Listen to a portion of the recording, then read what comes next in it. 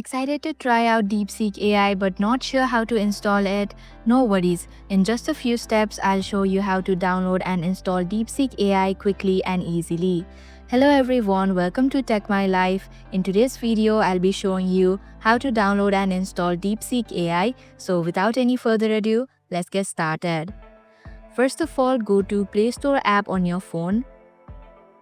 Here in the search bar, type in DeepSeek AI. Then tap on the app. This will take you to the app's details page. Here, tap on the install button. Once the download is complete, you can open the DeepSeek AI app.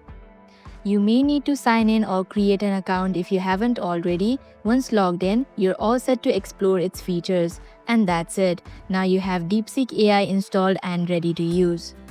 If you enjoyed this video and found it helpful, make sure to like, share and subscribe to Tech My Life for more videos like this.